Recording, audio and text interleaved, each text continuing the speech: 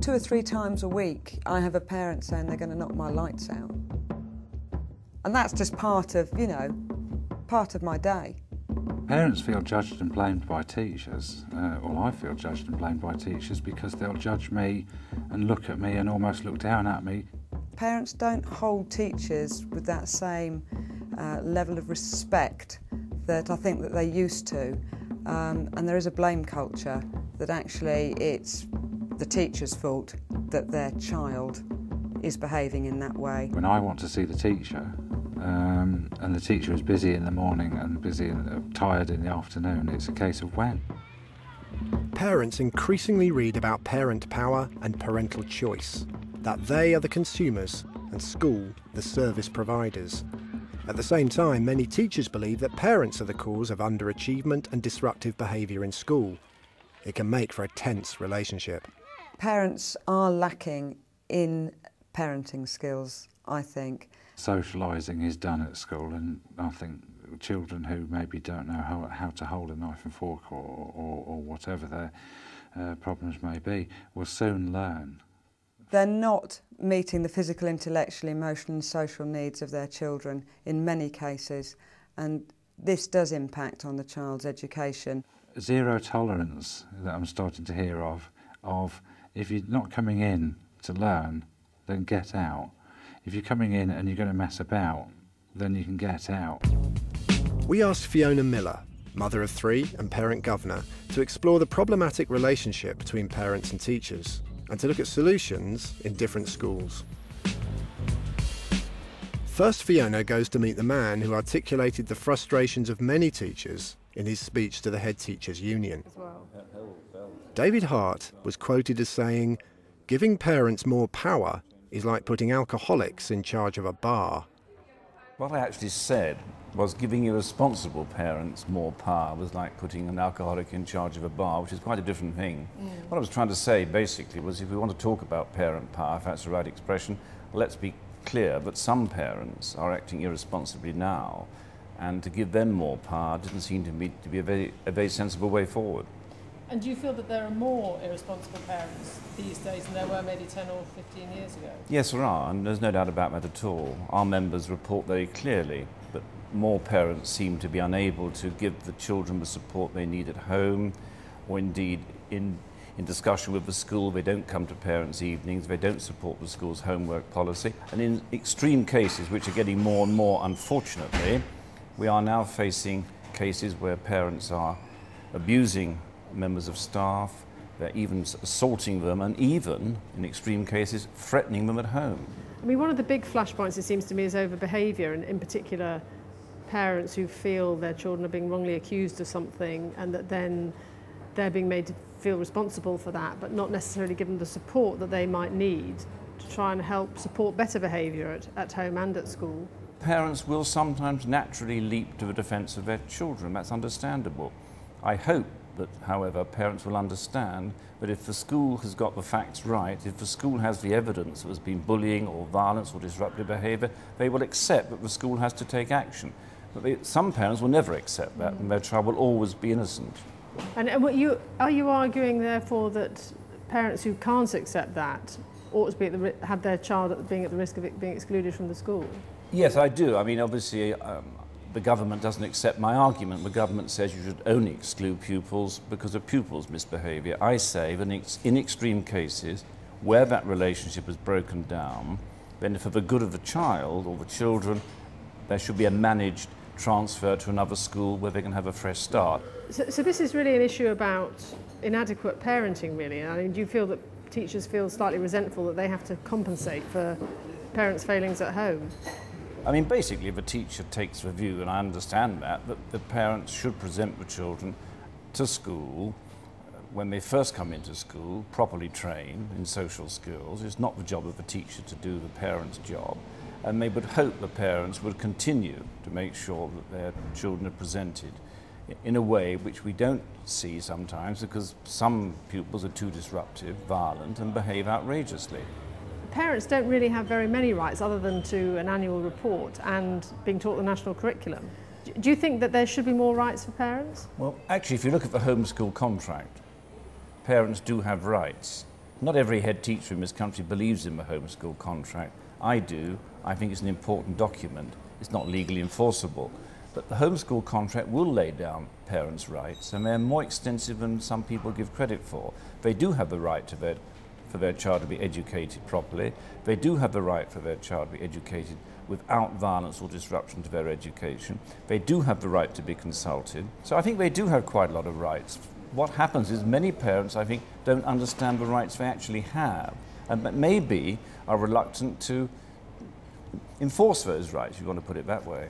So all this talk about parent power, and particularly in the last Queen's speech, I mean, do you think this will give parents a sort of wrong impression about the amount of power that they actually have? I don't like the word power because I don't like head teacher power. I don't like parent power. It gives the wrong impression. We're not in the business of power games. But it is a partnership. It is an understanding that the school has a responsibility to try and ensure that your child has a broad and balanced curriculum and that they achieve the best they can possibly achieve. That sometimes breaks down. It can be because you can't recruit the teachers of the right quality. Maybe because of a succession of supply teachers. It could be all sorts of reasons. It could be poor teaching. And that's the job of the head to address that. It's a prime responsibility. So you don't feel that the lack of respect that some teachers feel is out there isn't part of a sort of collective insecurity in the profession, which means that some schools act as though they need to wave a string of garlic when the parent comes in because... You know. Yeah, I mean, there are some schools, I've no doubt, still like that, but they've got to be dragged kicking and screaming, quite frankly, into 2005. You can't continue like that.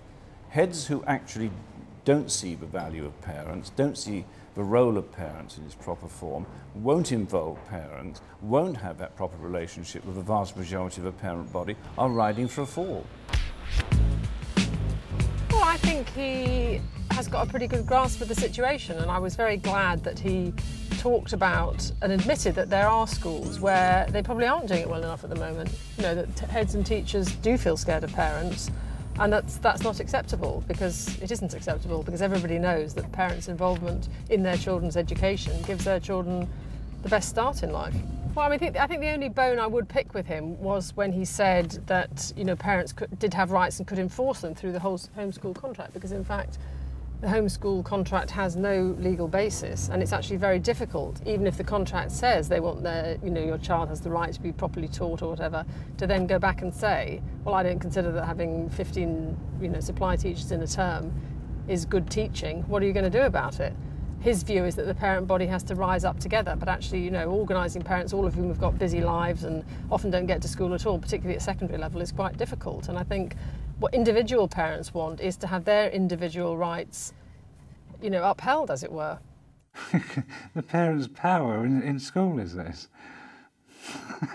I'm sorry if I'm looking blank, but I don't think that the parents have got much power at all. I think parents quite rightly believe that they are consumers and we are the provider. What I'd say is the child is the consumer and the parent and the teacher should be the provider. Fiona has come to Gospel Oak Primary School, where she's been a parent and parent governor for over 10 years. I just wanted to say that I will be in on Friday to see you then, to read with you. A recent Ofsted report particularly praised the school's relationship with parents as outstanding, but it's taken time. When Alan Seymour was appointed head teacher 4 years ago, the school's relationship with parents was very different. The school had, as you'll remember, had a history of parental aggression towards staff and towards each other, and a lack of faith in the school.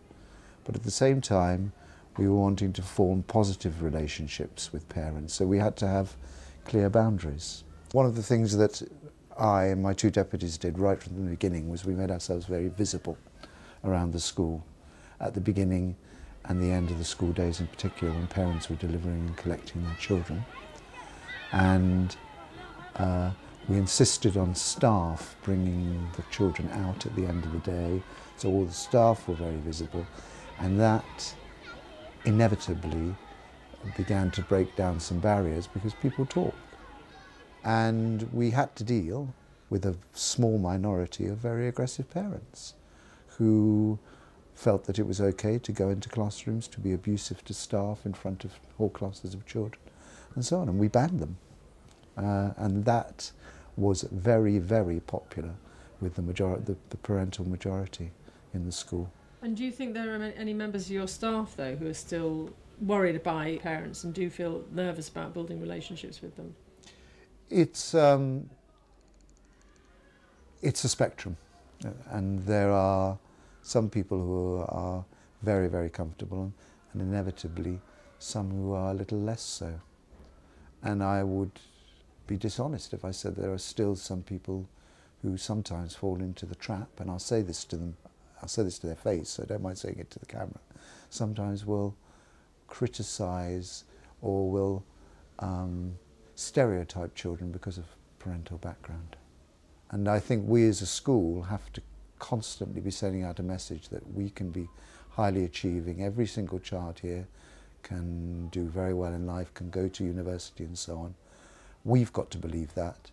We've got to get the children to believe that. We've got to get the parents to believe that. So the teachers have got to believe it in the first place. But do you think that there is, I hate to use the phrase poor parenting, but maybe inadequate parenting at home, that maybe that's too much for schools alone to have to overcome, and that makes them feel quite pressured? Yes, it would make life a lot easier, wouldn't it, if society was different and children did come in not having been reared on a diet of video games and cartoons and were used to family meals where they sat around and learned use a knife and fork properly. But that isn't reality, and it's not the children's fault that they're coming in with the skills or lack of skills that they've got, and we've got to start from where the children are at. As the head would say, give the parents what it is they really want. They want their children to be in a school where they feel safe and secure and happy in their learning. Now, if you get those things right, probably most parents will be quite satisfied. There are small groups of parents who will have other issues. There are some who are very pushy and want their children to be, doing more than they are doing at a certain stage, and there are others who are very, very hard to reach. The research was starting to come out that showed that, the single biggest influence on a child's achievement is their home circumstances and the support they get from their parents outside of school. And so obviously in a school like this, which has a relatively disadvantaged intake, that's terribly important to get the parents on board. Across town, another primary school with an equally hard-to-reach parent population has taken a radical step to improve relations. The Parent House is an adult education centre set up in the old caretaker's house at Winton Primary School in central London. Fiona has been invited to celebrate its 5th anniversary. The area has a highly mobile and culturally diverse population. The centre runs courses for parents. Some directly relate to children's learning, but many specifically address parents' needs and wishes. 5 years ago, Gina Camputaro and the school's then head teacher Jane Fulford helped set up the Parent House. But the wonderful thing about the Parents House is that it is a little house, so it makes people feel very comfortable, and it's just slightly off out of the school. So people who've had bad experiences with school, they don't have to come into school, they'll come into the Parent House. And you'd be surprised how many parents who you think are quite confident, quite able to come into school, will say to Gina, for instance, you don't know what it took to get me to ring that doorbell. But do you think then that having it not staffed by formal teaching staff is a very important factor in building relationships with parents? Has helped. So you also need that link with school, because you need to know what's going on in the school and what's happening with children, so that you can help parents support their children and help raise achievement. So you still need that, but I think it has helped that we've been slightly removed from that. My son had decided he didn't like school, but now he actually gets upset if he's not well and can't go to school. And so, was that to do with the Parent House, do you think, or the way they manage? I think so, definitely. Even as in the courses that I've been on, and he's seen that I'm able to support him. Have a look at your things. Teachers and parents come to blows most often over behaviour issues, and that includes the parents' behaviour. I was a teacher's worst nightmare, I think, from at primary school where my children went. Any problems that they had, it was never their fault. The teachers would ring me up, I'd go down and create, and just thought my children were angels. And then I realised, after coming to the Marlborough, I realised that they weren't the angels I thought they were, and that the best way was to support the teachers rather than work against them. The NHS Marlborough Family Education Centre in London works with children who are at risk of being permanently excluded. Here, parents are seen as the solution, not the problem. 4 mornings a week, children from different London schools attend the centre with their parents. First they do schoolwork, and then parents and children discuss together each pupil's behaviour before they return to school in the afternoon. All the children have individual behaviour targets. Jack is telling the group his behaviour scores from the day before. Being set 4, as I was told by teacher 4. Today I think I've achieved 4, no comments. Hey, well done Jack. The centre is run by Brenda McHugh and Neil Dawson, who developed this approach. What changes have you done with Jack? I've got a lot tougher with him, and I do now stick to the consequences. I wouldn't say I did always. And the keep you in, which is the one you hate the most, isn't it? Yeah. No football. Definitely me being tougher with him, me changing. Okay. Because, I mean, if I would just sort of just brush it aside and forget about it and just let him carry on, not really realising that I wasn't helping him at all by letting him get away with everything. I think that in talking to both parents and teachers, the word that comes to mind is frustration. That parents, for example, feel incredibly frustrated that, in their words, they are kept out of what's happening in the classroom, and that it isn't until things have got really critical that they then get a very long rap sheet about what their child has done. From a teacher's perspective, I think the frustration is that you are trying to send messages home quite often about how serious things are, and you see no change in the child in the classroom, that parents feel as if they're elusive and that they are not taking seriously your concerns, and sometimes as a teacher you feel heavily criticised. Okay, that's very clear, thank you. At the end of each day, parents follow through with consequences for good or bad behaviour. Before, he just seemed to wear me down, and I gave in to him all the time, every time. Anything for a quiet life, but now I do make him have consequences, and I do, if I say it, I stick to it. We get rid of that argument that quite often happens between home and school, where home says, well, I'm not punishing him, that's something that happened in school, that's not my job. I don't ask school to punish when he doesn't make his bed in the morning, so why should I punish if he's not good with his teacher? It puts an end to that, because these are jointly constructed targets which are there to help the child change his pattern or her pattern. And so the deal is that when the child comes home, if they've scored well, they get some kind of appreciation from the family. If the pattern has re-emerged during the day, there needs to be some consequence to that. What we're trying to do is help parents to say, well, if you're going to create consequences, they've got to be achievable, got to be realistic, and close enough to the event as well. So for children, you want, if something's happened, you want the response to be pretty quick. You say it in the group here, that you're going to do this.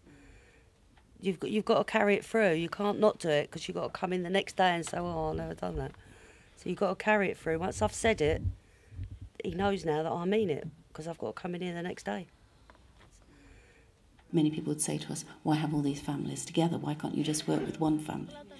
But as you're saying, they're isolated. They don't have much experience of seeing what works in other families. And by bringing everybody together, they grow quite a resource between them for helping not only their own children, but each other's children. And that speeds up the process.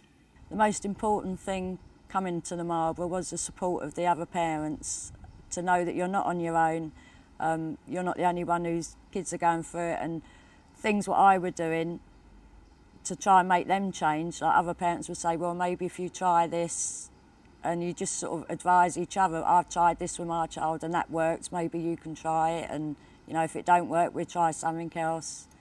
And that was, you know, it's just being with people who understand you and not judging you. Because you keep interrupting them. Marlborough staff also run groups in schools, where teachers work side by side with parents. And Janice is now one of those helping to run a family group. Once a group of parents who may have felt on the cusp of school and sometimes hostile to school become at the heart of school, helping run these groups, the whole dynamic changes within the school. And so head teachers have said that where there used to be a number of parents who were part of a tension between the staff and the playground activities and parents at the school gates, once those parents have become invited in and part of family group and have started to help other children become far more involved in the life of the school, the whole atmosphere of the school has changed. Parent-teacher relationships change at secondary school. As a parent of 2 teenagers, Fiona understands the problems. Primary schools are small, parents come every day to bring their children and they only have one teacher to deal with, whereas at secondary level schools are much bigger, parents don't come and pick them up and they've got different teachers for different subjects, so that can be a bit of a nightmare, a sort of maze for parents to have to work their way around if they want to find out what's going on and find out how they can support their children. George Green School in Tower Hamlets is a pretty big secondary school. It's got 1,300 pupils and it is very much at the heart of its community because it's got a small catchment area and it's on the Isle of Dogs, and most of the people who go to the school live on the Isle of Dogs. But it has lots of issues with social problems, antisocial behaviour, pupil underachievement, and they're trying very hard to use their relationship with parents to address some of those issues, in spite of the fact that they're big and, you know, relationships aren't automatically made by the fact that parents come to the school. At George Green School, Angela Rennie-Smith is a parent coordinator and learning mentor in charge of raising attainment of 23 Afro-Caribbean and mixed-race students. She's organised their parents to run homework clubs in their own homes and keeps in close contact with them about the students' achievements and problems, using every means of communication. What the kids tend to do is you leave a message on the answer phone for the parent, either saying they've done something good or something bad, but they tend to leave the ones where they've done something good, but they'll race home and delete the message before mum and dad gets home. See, so that's why I've got text, I send postcards to work, I'll do emails, work emails, so every avenue's covered. So when I've got something to say, I tend to do it on all 5 of them, so one of them must at least get through. So he's just found out that I've got his mum's mobile number, and I've given it to the school as well. So he's not entirely happy. And I have to go to any Saturday. Yes. Saturday RE revision. Saturday. The aim is to extend this way of working with parents throughout the school, creating networks of parents within form groups. But do you think the fact that you're not a teacher helps in this role? If so, why? Yeah, I do, because they don't see me as a threat. They don't see me as being authoritarian. They don't see me in the same light as the teachers. I'm someone that they come to and they tell things like what's happened at home, what their best friend said, what their girlfriend's doing, that they don't like this teacher or it's this subject. Whereas in lessons with the teacher, it's just don't like it. I mean. So that's the kids. Now what about the parents then? How do you think it helps with them, the fact that you're not a teacher? It does, because then what they tend to do is, when I did the introduction to the parents, I sort of said that I've got a child of my own and these are the same kind of worries that I would have, although I work in the school, so I can see both sides of it. A lot of the parents in a school like this will have had a negative experience themselves at school and don't feel they've got the confidence to support their children. I mean, do you think that this empowers them to give them the confidence to help with the work? It does, yeah. I mean, because when I phone up and we're talking about a specific piece of work, I'll say, well, they've got to do this or they've got to do history. They'll say, well, okay, we'll try going to the library on this day or we'll do this. And it just brings them in, you know, they don't feel that they're left out in the cold and, oh gosh, I haven't done algebra since. They have a go. Do you mind the fact that Angela can phone your mum or text her or even send her an email to let her know what you're supposed to be doing when maybe you don't want to be doing it? I don't like it, but I don't mind it because I know it's helping me out in the long run, so it's good for me, so I don't really mind it. And what's the difference between before, when you didn't have Angela, and now? Well, before I had no one to talk to before, and I just, I don't know, sometimes I get angry, and it just used to come out or just wouldn't help. But now I have someone to talk to, like, confidential, so she helps a lot. So that's a big difference, isn't it, having somebody in the school who seems like a friend rather than a teacher? Than a teacher, yeah. Do you think that makes a difference to your mum as well? Yeah, because my mum knows that she's actually trying to help me, so my mum likes it, and my mum likes her. But does she feel that the teachers are more difficult to talk to? Yeah. Why do you think that is? I don't know, because obviously my mum's like hearing negative stuff or one-sided views. Angie just told my mum straight what happened. And do you think if it weren't for Angela you would be looking at going into college? No, I don't think I would be. I don't think I'll be out in school.